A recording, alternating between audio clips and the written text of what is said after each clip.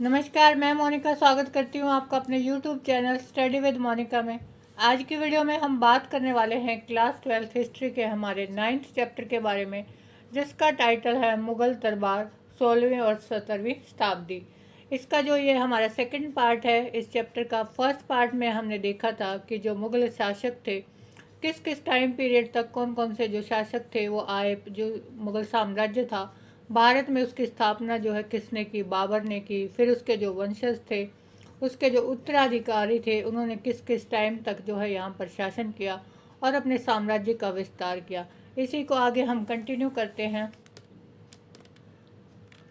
पांडुलिपियों की रचना। देखिए, पांडुलिपि का मतलब क्या होता है। पांडुलिपि का मतलब होता है कोई भी पुस्तक, कोई भी किताब जो भी हाथ से लिखी जाती है, हस्तलिखित वो होती है। प्रिंटेड या जो है मशीन से जो लिखी जाती है उनको हम पांडुलिपि नहीं बोलते। जो भी रचनाएं हाथ से की जाती हैं उन्हें हम क्या कहते हैं, पांडुलिपि। जो पांडुलिपियाँ थी उनका जो है उनकी रचना भी मुग़ल दरबार में हमें देखने को मिलती है। मुग़ल भारत की सभी पुस्तकें पांडुलिपियों के रूप में थी और वह हाथ से लिखी जाती थी।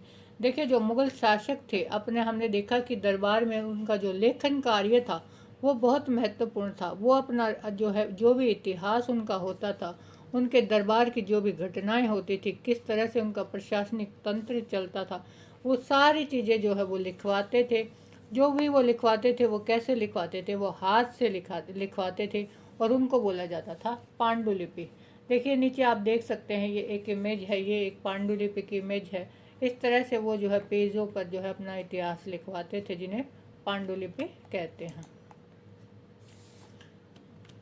पांडुलिपि रचना का मुख्य केंद्र शाही किताब खाना होता था। देखिए, ये जो मुग़ल साम्राज्य के जो शासक थे, जो भी पांडुलिपियाँ लिखवाते थे वो कहाँ लिखवाते थे, उनके दरबार में, उनके जो है साम्राज्य में क्या होता था, किताब खाना।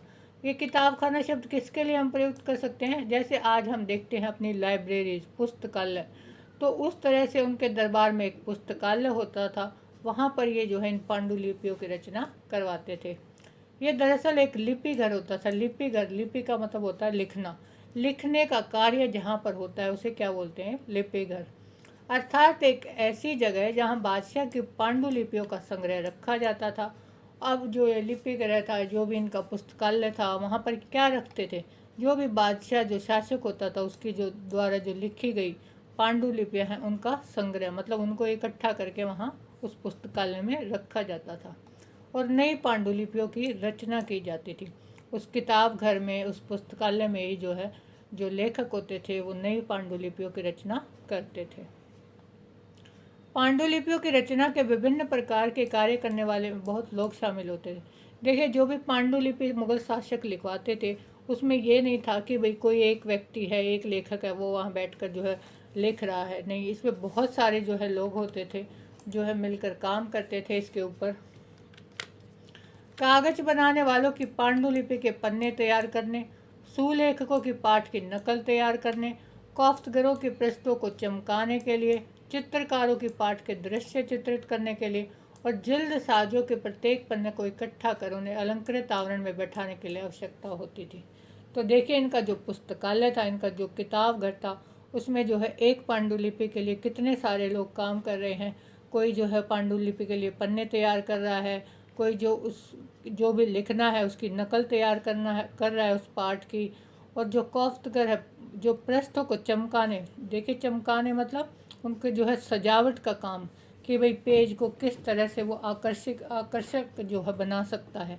और जो चित्रकार है, ये लोग जो भी लिखवाते थे साथ में उसका जो है दृश्य वहाँ पर चित्रकारी से जो है पेंटिंग से उस चीज़ को छपवाते भी थे। तो जो चित्रकार था वो दृश्य वहाँ पर अंकित करता था। जो जिल्द साज था, जिल्द साज मतलब जैसे हम कहते हैं ना बुक बाइंडर, कि भाई बुक को बाइंडिंग का काम करता है, वो अपने पन्नों को इकट्ठा करता था। अलंकृत आवरण मतलब उनको सजाने के लिए। तो इस तरह से बहुत सारे लोग जो है मिलकर वहाँ पर काम करते थे उनके पुस्तकालय में। तैयार पांडुलिपि को एक बहुमूल्य बौद्धिक संपदा के रूप में देखा जाता था। बौद्धिक संपदा का मतलब क्या होता है? देखिए, बौद्धिक संपदा का मतलब होता है कोई भी, चाहे कोई पुस्तक है, चाहे कोई गीत है, कोई रचना है, कोई साहित्य है, जब उसके ऊपर जो है किसी व्यक्ति के द्वारा जो उसकी रचना की जाती है, उसको एक खास जो है महत्वपूर्ण स्थान दिया जाता है, तो उसको एक बौद्धिक संपदा के रूप में देखा जाता है। जैसे हमारे पास अगर कोई प्रॉपर्टी है, वो हमारी भौतिक संपदा है, तो इसी तरह से जो पुस्तक होती थी उसको जो है एक बौद्धिक, एक ज्ञान का स्वरूप के रूप में जो है उसको देखा जाता था। सुलेखन अर्थात हाथ से लिखने का कार्य अत्यंत महत्वपूर्ण कौशल माना जाता था। सुलेखन क्या मतलब क्या होता है? हाथ से लिखना। तो उसको जो है इम्पोर्टेंट माना जाता था कि भाई ये कार्य जो है बहुत महत्वपूर्ण है। इसका प्रयोग जो है विभिन्न शैलियों में होता था। नस्तलीक जो है अकबर की पसंदीदा शैली थी। अब जो लिखने का कार्य उनके दरबार में होता था, उसके लिए भिन्न भिन्न शैलियों का प्रयोग किया जाता। शैली का मतलब होता है कि लिखने की कला, किस तरीके से जो है हम किसी चीज़ को लिखते हैं। तो अलग अलग तरीके ये अपनाते थे। तो जो अकबर की जो लिखने की जो पसंदीदा शैली थी वो क्या थी? नस्तलिक। अब ये नस्तलिक क्या होती है? यह एक तरल शैली थी। तरल मतलब एक लिक्विड जो है शाही से लिखी जाती थी, जिसमें लंबे सपाट प्रवाही ढंग से लिखा जाता था। इससे 5 से 10 मिलीमीटर की नोक वाले छटे हुए सरकंडे, जिसे कलम कहा जाता है, को टुकड़े को शाही में डुबोकर लिखा जाता था। अब नस्तलिक लिपि में किससे लिखा जाता था? जो सरकंडा होता है, आपने गांव में कभी देखा हो तो गांठदार एक पौधा होता है सरकंडा, उसकी जो है कलम बना ली जाती है, उसको जो है शाही में डुबो दिया जाता है। आजकल तो हमारे पास क्या है, लिखने के लिए हम पेन का यूज़ करते हैं, उसमें पहले से इंक होती है, लेकिन जो उस समय में जो भी कलम होती थी उसको जो है बार बार लिखने के लिए शाही में डुबोया जाता था, फिर लिखा जाता था। तो इस लिपि को क्या, शैली को क्या बोलते थे?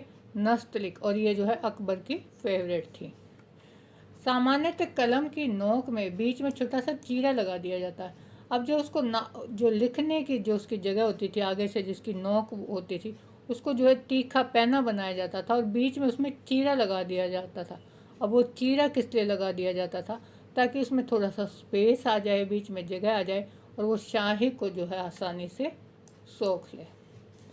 तो इस तरह से वो अपनी जो है पांडुलिपियों की रचना करवाते थे मुग़ल जो है शासक। अब है रंगीन चित्र। अब जो भी ये लिखवाते थे पुस्तकों में, ये सिर्फ लिखवाते ही नहीं थे, बल्कि उसके जो है दृश्य भी जो है, ये चित्र जो है वो अंकित करवाते थे उन पांडुलिपियों में। इनको बोलते थे रंगीन चित्र। मुगल पांडुलिपियों की रचना में चित्रकार भी शामिल थे। अब चित्रों की रचना कौन करेगा? चित्रकार। एक मुगल बादशाह के शासन की घटनाओं का विवरण देने वाले इतिहास में लिखित पाठ के साथ ही उन घटनाओं को चित्रों के माध्यम से दृश्य रूप से वर्णित किया जाता था। मान लो पांडुलिपि में कुछ लिखा है कि भाई राजा इस तरह से दरबार में जो है बैठक लगा के बैठा है, वो अपने जो है जो सहयोगी हैं, साथी हैं, उनके साथ जो है वार्तालाप कर रहा है। तो ये सारी चीज़ें लिखी तो जाती थी, साथ साथ उसकी जो है एक इमेज, जो पिक्चर भी दिखा दी जाती थी चित्रकार द्वारा बना के, कि भाई इस तरह से शासक बैठा है, आसपास उसके जो है सहयोगी बैठे हैं, वो वार्ता कर रहे हैं। तो ये सारे दृश्य के रूप में इन चित्रों को जो है उन पांडुलिपियों में दर्शाया जाता था, दिखाया जाता था। जब किसी पुस्तक में घटना अथवा दृश्य रूप में व्यक्त किया जाना होता था, तो उसके आसपास के पन्नों को खाली छोड़ देते थे। अब जो लिखने वाला है वो क्या कर रहा है? अपना लिखने का काम कर रहा है, और जब भी उसे लगता था कि भाई यहाँ पर इसका जो है चित्र भी दिखाना है, तो वो क्या करता था? आसपास के जो पेज थे उनको खाली छोड़ देता था।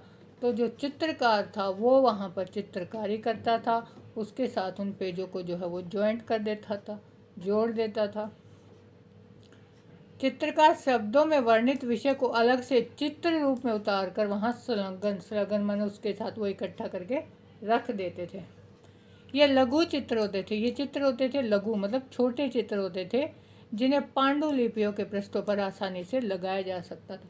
देखिए, जो पांडुलिपि के पेज हैं वो बहुत ज़्यादा बड़े तो होते नहीं, इसलिए ये चित्रकार जो थे वो छोटे छोटे चित्र बनाते थे, ताकि इनके जो है पांडुलिपि के जो पेज हैं उनके ऊपर आसानी से उन्हें लगाया जा सके। अबुल फजल ने चित्रकारी को एक जादुई कला के रूप में वर्णन किया। देखिए, अबुल फजल जो है अकबर का के जो रतन थे, उनमें जो है बहुत महत्वपूर्ण स्थान था अबुल फजल का। उसको फैजी कहा जाता था। तो जो अबुल फजल था उसने क्या कहा कि जो ये चित्रकारी होती थी तो उसको इसने क्या कहा, एक जादुई कला, कि भाई ये बिल्कुल जादू कर देते थे चित्रकार। इतने अच्छे तरीके से इन घटनाओं को जो है ये चित्रों के माध्यम से दिखाते थे। उनकी राय में यह निर्जीव वस्तु को भी इस रूप में प्रस्तुत कर सकती थी जैसे उसमें जीवन हो। अब अबुल फजल जो है वो इन चित्रों का वर्णन करते हुए कहता है कि भाई ये जो चित्रकार थे ये चित्रों को इतने बेहतर तरीके से बनाते थे कि निर्जीव वस्तुएं भी ऐसे लगती थी जैसे वो चलती फिरती, जीव उनके अंदर जीवन हो। बादशाह, उसके दरबार और उसमें हिस्सा लेने वाले लोगों का चित्रण कार्य करने वाले चित्रों की रचना से लेकर शासकों और मुसलमान रूढ़िवादी वर्ग के प्रतिनिधियों अर्थात उल्मा के बीच निरंतर तनाव बना रहा। अब जो बादशाह था उसके दरबार में हिस्सा लेने वाले जो लोगों का चित्रण किया जाता था उन चित्रकारियों में, तो जो शासक और जो मुसलमान रूढ़िवादियों के प्रतिनिधि, मुसलमान रूढ़िवादियों के प्रतिनिधि कौन है, उनके उल्मा मतलब उनके मौलवी, जो कि जो है ये देखते हैं कि जो मुसलमानों का जो भी के कानून है, जो नियम है, उनका ठीक से पालन हो रहा है या नहीं हो रहा। तो उनके धार्मिक गुरु आप एक तरीके से बोल सकते हैं उल्मा को, मुसलमानों के। तो उनके बीच और जो दरबार के जो शासक थे उनके बीच तनाव बना रहता था। वो किस लिए बना रहता था, वो उसके पीछे रीज़न यही था, ये चित्रकारी। क्योंकि जो उल्मा थे वो ये कहते थे, क्योंकि जो भी चित्रकार थे मुग़ल दरबार के वो बहुत ही अच्छे तरीके से बिल्कुल जीवंत चित्र जो है ये मतलब देखने में ऐसे लगते थे, वो इतने रोमांचक होते थे, ऐसा लगता था जैसे कोई जीती जागती तस्वीर हो। तो जो उल्मा थे उनको इस बात से प्रॉब्लम थी कि भाई ये इतने सुंदर चित्र बनाते हैं, ये कार्य तो किसका है, भगवान का है। तो इसके लिए जो है उनके बीच में जो आपस में तनाव बना रहता था। उल्मा ने कुरान के साथ हदीस जिसमें पैगंबर मोहम्मद के जीवन का ऐसा ही प्रसंग वर्णित है में प्रतिष्ठापित मानव रूपों के चित्रण पर इस्लामी प्रतिबंध का आह्वान किया था। अब ये जो उल्मा है उसमें जो कुरान हदीस इनकी जो पुस्तकें हैं उनमें जो है मुग़ल शासकों ने जब पैगंबर मोहम्मद के जीवन से संबंधित इस तरह का कोई प्रसंग वर्णित किया, उसके जो है अगर उन्होंने पिक्चर बनाई, तो वहाँ पर जो ये उल्मा थे उन्होंने इसका विरोध किया कि भाई इस तरीके से जो है कोई व्यक्ति जो है वो इस तरह का कार्य नहीं कर सकता। इस प्रसंग में पैगंबर मोहम्मद को प्राकृतिक तरीके से जीवित रूपों के चित्रण की मनाही करते हुए उल्लेखित किया, क्योंकि उन्हें ऐसा लगता था कि जो कलाकार रचना की शक्ति को अपने हाथ में लेने की कोशिश कर रहा है। मतलब यही कि जो भी रचना हो रही है संसार में, जो भी जीवन का जो कार्य है, जीवन दान देने का, वो किसका है, वो तो भगवान का है। और ये कलाकार जो है इतने सुंदर सुंदर चित्र बना रहे हैं, ऐसा लग रहा है कि भाई जैसे ये जीवित चित्र हों। तो ये कार्य किसका मानते थे, वो जो मौलवी थे, उल्मा थे, वो ईश्वर का, इसलिए वो इसका विरोध करते थे। ईरान से भी कलाकार मुग़ल कालीन भारत आने में सफल हुए। अब जो मुग़ल का जो कलाकार थे वो ना सिर्फ यहाँ भारतीय उपमहाद्वीप में थे, बल्कि ईरान से भी बहुत सारे जो चित्रकार कलाकार थे वो यहाँ पर आए। कुछ को मुग़ल दरबार में लाया गया, जैसे मीर सैयद अली और अब्दुल समद को बादशाह हुमायूं को दिल्ली तक साथ ले जाने के लिए कहा गया। देखिए जो ईरान से जो कलाकार आए वो उनमें कौन कौन थे, मीर सैयद अली और अब्दुल समद को किसके जो दरबार में आए थे, वो हुमायूं के काल में। बादशाह और रूढ़िवादी मुसलमान विचारधारा के प्रवक्ताओं के बीच जीवधारियों के दृश्य निरूपण पर मुग़ल दरबार में तनाव बना हुआ था। तो इन्हीं चीज़ों को लेकर आपस में जो बादशाह थे या और जो रूढ़िवादी मुसलमान थे, उनके उल्मा थे, इन चीज़ों को, इन दृश्यों को लेकर उनके बीच में आपस में जो है तनाव था, नोकझोंक होती रहती थी। अकबर का दरबारी इतिहासकार अबुल फजल बादशाह को यह कहते हुए उद्धृत करता है कि कई लोग ऐसे हैं जो चित्रकला से घृणा करते हैं, पर मैं ऐसे व्यक्तियों को नापसंद करता हूँ। देखिए जो अकबर का इतिहासकार था, दरबारी इतिहासकार था अबुल फजल, वो किसके ऊपर व्यंग्य कर रहा है इन पंक्तियों में, मतलब वो कटाक्ष कर रहा है उलमाओं के ऊपर, मुसलमानों के ऊपर, क्योंकि वही थे जो दृश्य इन चित्रकारियों को पसंद नहीं करते थे। तो वो कहता है कि जो भी चित्रकला से घृणा करते हैं, मैं ऐसे लोगों को पसंद नहीं करता।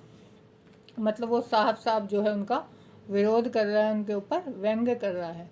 मुझे ऐसा लगता है कि कलाकार के पास खुदा को पहचानने का बेजोड़ तरीका है, क्योंकि कहीं ना कहीं उसे यह महसूस होता है कि खुदा की रचना को वो जीवन नहीं दे सकता। अब जो अबुल फजल है वो क्या कह रहा है कि भाई मुझे तो ऐसा लगता है कि जो कलाकार है ना, वो जो ईश्वर ने जो भी बनाया है उसकी जो रचना है उनको पहचानने का तरीका उसके पास है, लेकिन वो भी क्या कर सकते हैं, वो भी सिर्फ चित्र ही बना सकते हैं, उसको जो है वो जीवन दान नहीं दे सकते। अब हम देखते हैं अकबरनामा और बादशाहनामा। अकबरनामा किसके जीवन से संबंधित है? अकबर के जीवन से संबंधित। अकबरनामा के लेखक कौन है? अबुल फजल। उसका जो दरबारी जो इतिहासकार था अबुल फजल, उसने ही जो है अकबरनामा की रचना की थी। लेकिन जो अबुल फजल था उसका पालन पोषण कहाँ हुआ था? मुगलों की राजधानी आगरा में।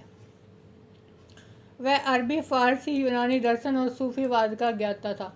जो अबुल फजल था उसको अरबी का भी ज्ञान था, अरबों की भाषा अरबी, फारसी का भी ज्ञान था, यूनानी दर्शन का भी ज्ञान था, और वो सूफीवाद जो था उसका भी ज्ञाता था। मतलब वो एक जो है बहुत ही ज्ञानी व्यक्ति था। इससे भी अधिक वह एक प्रभावशाली विवादी था।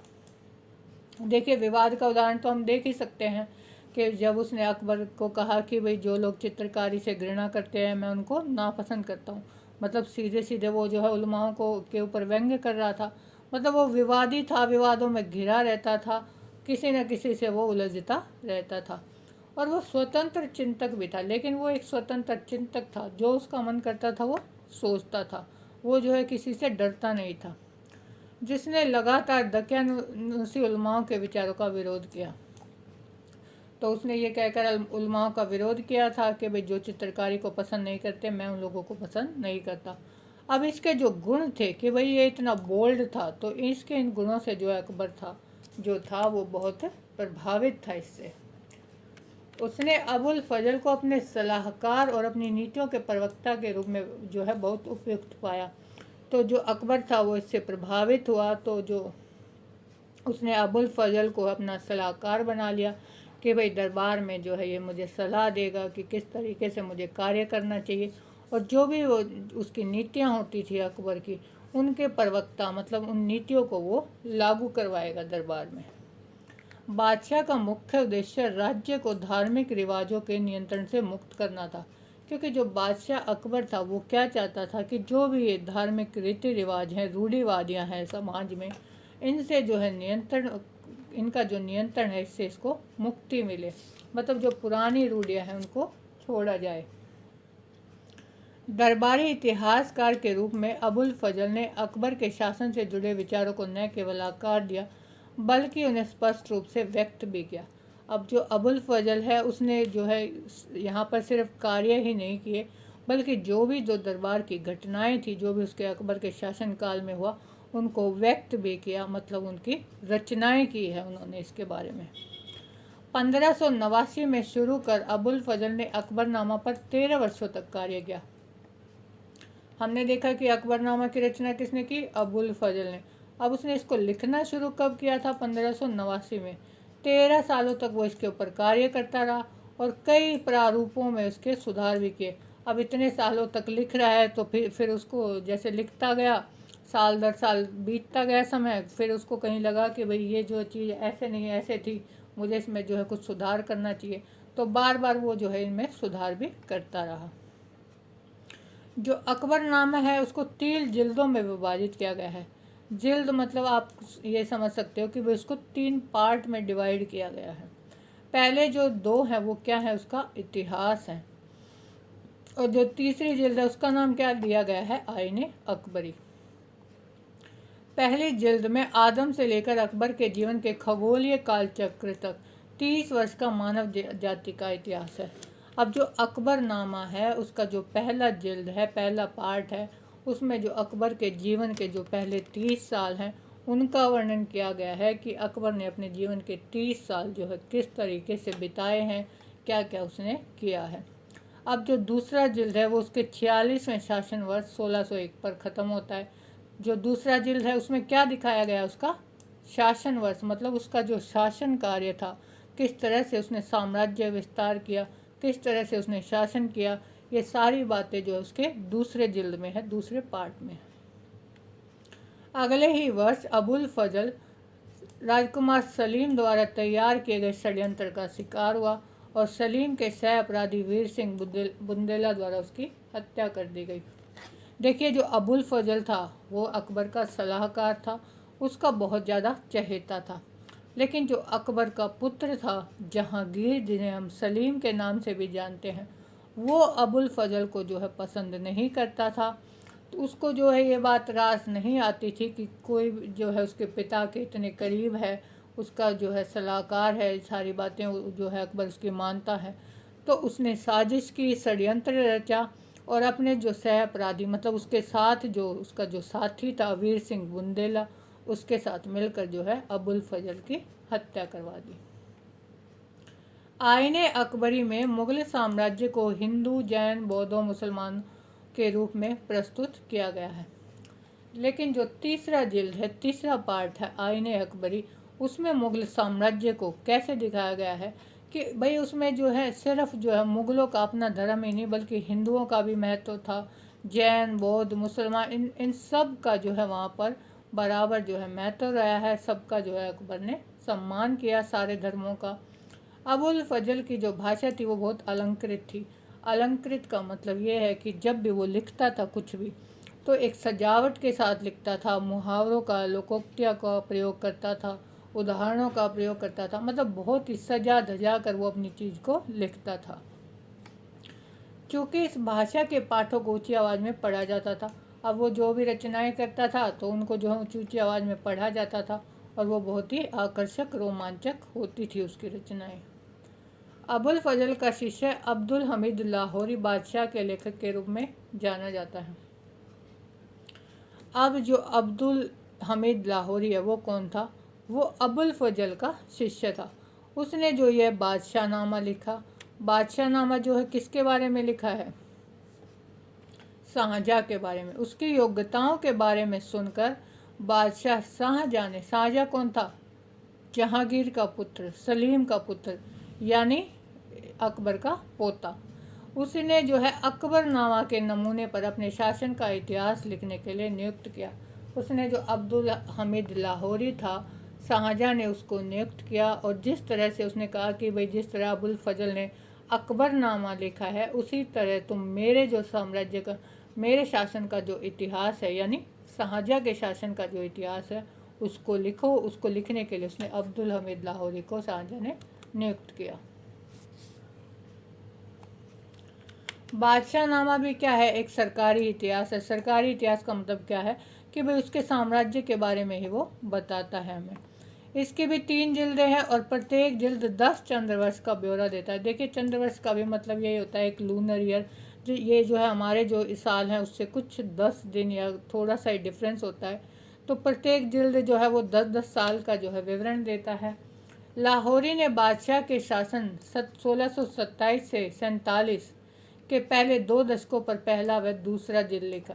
मतलब हमने देखा कि भाई इसके 3 जिल्द हैं और एक जिल्द में कितने सालों का वर्णन है? 10 सालों का। तो जो लाहौरी ने बादशाह का, जो शाहजहाँ का जो बादशाहनामा लिखा, उसकी जो पुस्तक लिखी, उसमें जो पहले जो 2 जिल्द थे उसमें 1627 से 1647 तक किस प्रकार से जो है शाहजहाँ ने शासन किया, इन सब चीज़ों के बारे में उसमें बताया गया है। इन जिल्दों में बाद में शाहजहाँ के वजीर सादुल्ला खान ने सुधार किया। लिखा तो इनको किसने? अब्दुल हमीद लाहौरी ने, लेकिन बाद में इनमें सुधार किसने किया? वजीर सादुल्ला खान ने। 1784 में सर विलियम जोन्स द्वारा स्थापित एशियाटिक सोसाइटी ऑफ बंगाल ने कई भारतीय पांडुलिपियों के संपादन, प्रकाशन और अनुवाद का जिम्मा अपने ऊपर ले लिया। देखिए, जो 1784 में जो सर विलियम जोन्स थे, उन्होंने यहाँ पर बंगाल में जो एशियाटिक सोसाइटी ऑफ बंगाल है उसकी जो है स्थापना की। तो उन्होंने क्या डिसाइड किया कि जो भी भारत के पांडुलिपियाँ हैं उनका वो संपादन, मतलब उनको पुस्तकों के रूप में, मुद्रित पुस्तकों के रूप में, जिनका जो है मशीनों के द्वारा जो है प्रिंट किया जाता है, उनका वो प्रकाशन करेंगे, उनका वो अनुवाद करेंगे। अनुवाद मतलब जैसे जो मुग़ल साम्राज्य की जो पांडुलिपियाँ हैं वो फ़ारसी भाषा में लिखी गई हैं, तो उनका जो अन्य हिंदी या अंग्रेजी भाषाओं में वो उनका अनुवाद करेंगे। इसका जिम्मा किसने लिया? सर विलियम जोन्स ने। अकबरनामा और बादशाहनामा के संपादित पाठांतर सबसे पहले एशियाटिक सोसाइटी द्वारा 19वीं शताब्दी में प्रकाशित किए गए। तो जो एशियाटिक सोसाइटी थी, जो उन्होंने अकबरनामा और बादशाहनामा था उनका संपादन किया और उनको जो है प्रकाशित किया। वर्षों की कड़ी मेहनत के बाद 20वीं शताब्दी के आरंभ में हेनरी बेवरेज द्वारा अकबरनामा का अंग्रेजी अनुवाद किया गया। हमने देखा था कि जो अकबरनामा है वो कौन सी भाषा में लिखी गई है? फ़ारसी में। तो उसका जो है अंग्रेजी अनुवाद मतलब इंग्लिश में उसको किसने लिखा? हेनरी बेवरेज ने 20वीं शताब्दी में। अब हम देखते हैं आदर्श राज्य कि जो मुग़ल साम्राज्य था वो एक आदर्श राज्य किस तरीके से था। एक दैवीय प्रकाश मतलब देवताओं का प्रकाश जो है, जो मुग़ल थे वो क्या मानते थे कि उन्हें जो है देवताओं की शक्ति प्राप्त है। वो किस तरीके से वो मानते थे कि भाई हम जो हैं, जो भी मुग़ल शासक हैं, हमें जो है देवताओं का सम्मान मिला है, हमें देवताओं से शक्ति मिली है।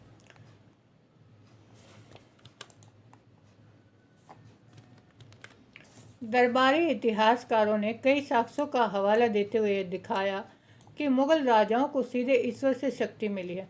अब जो दरबारी थे मुग़लों के दरबार में रहने वाले जो इतिहासकार थे, वे जो है कई साक्ष्य, जो कई प्रमाण हमारे सामने रखते हैं और ये दिखाने की कोशिश करते हैं कि जो भी मुग़ल राजा थे उनको जो है सीधे ईश्वर से शक्ति मिली हुई है। उनके द्वारा वर्णित दंत कथाओं में एक मंगोल रानी अलान कुआं की कहानी है, जो अपने शिविर में आराम करते हुए सूर्य की एक किरण द्वारा गर्भवती हुई थी और उसके द्वारा जन्म लेने वाली संतान पर इस प्रकाश का प्रभाव था। अब वो क्या, जो इतिहासकार हैं वो क्या दिखाने की कोशिश कर रहे हैं कि भाई जो मुग़ल हैं उनको तो ईश्वर से सीधे जो है ईश्वर से शक्ति प्राप्त है। उसका एक उदाहरण देते हैं। वो एक मंगोल रानी थी अलान कुआं जिनका नाम था। वो एक बार अपने शिविर में जो है आराम कर रही थी, तभी एक सूर्य की किरण वहाँ पर आई और वो गर्भवती हो गई। तो वो क्या मानते हैं कि जो उससे संतान पैदा हुई उस पर भी जो है इस दैवीय प्रकाश का जो है प्रभाव है।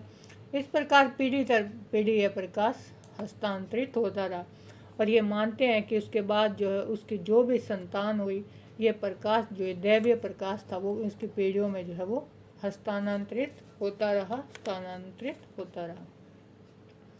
ईश्वर से निःशर्त प्रकाश को ग्रहण करने वाली चीज़ों के पदानुक्रम में मुग़ल राजत्व को अबुल फजल ने सबसे ऊंचे स्थान पर रखा।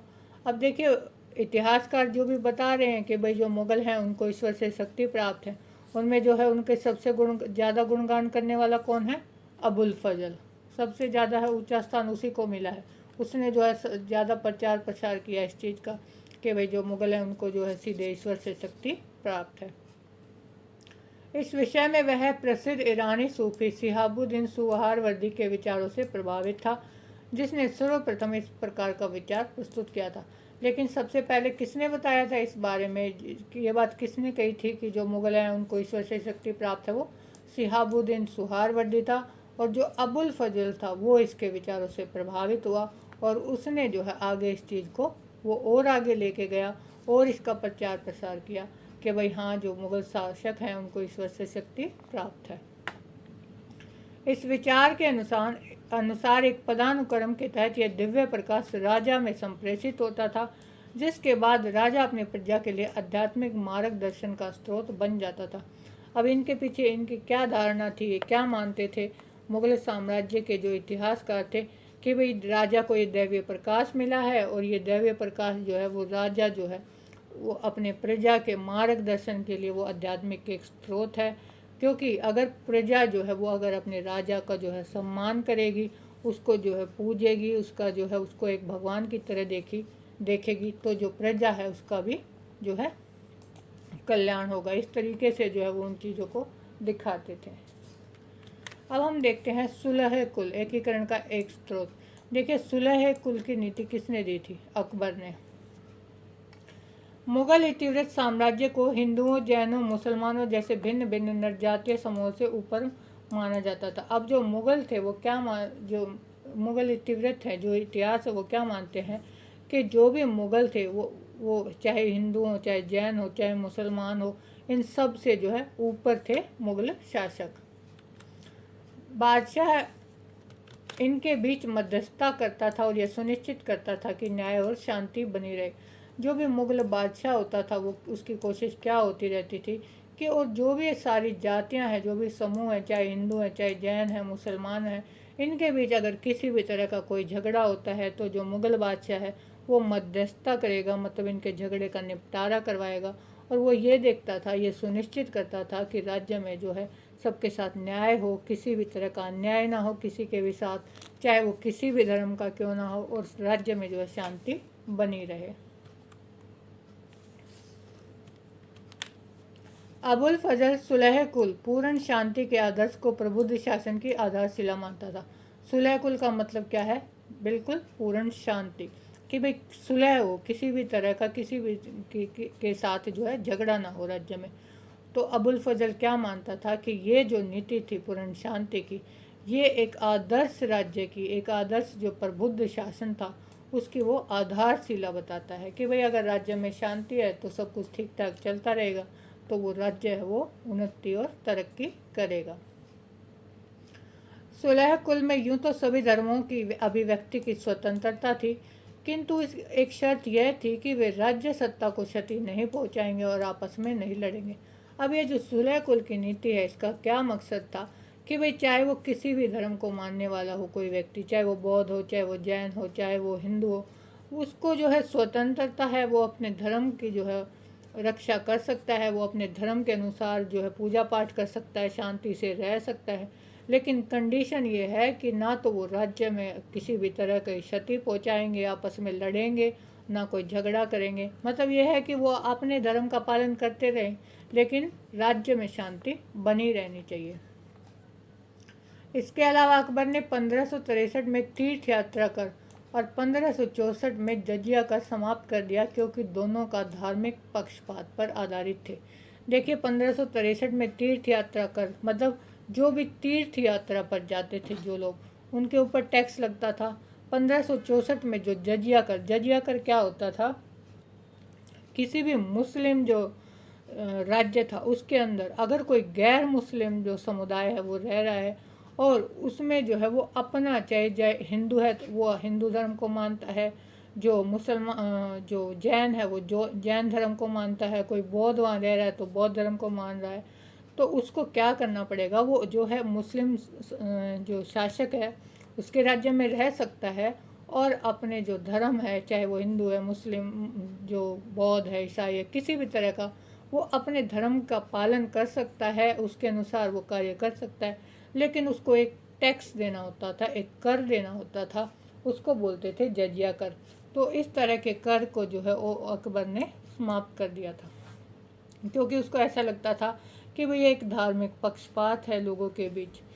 साम्राज्य के अधिकारियों को प्रशासन में सुलह कुल के नियमों का अनुपालन करने के लिए निर्देश दे दिए गए थे। जो भी अधिकारी होते थे साम्राज्य के, वो उनको जो है प्रशासन को सही तरीके से चलाने के लिए इस तरह के निर्देश दिए गए थे कि भाई राज्य में जो है सुलह कुल की नीति अपनाई जाए, किसी भी तरह का किसी के ऊपर कोई अत्याचार ना हो, सबके साथ न्याय हो। सभी मुगल बादशाहों ने उपासना स्थलों के निर्माण व रख रखाव के लिए अनुदान दिए और यहाँ तक कि युद्ध के दौरान जब मंदिरों को नष्ट कर दिया जाता था तो बाद में उनकी मरम्मत के लिए भी अनुदान किए जाते थे।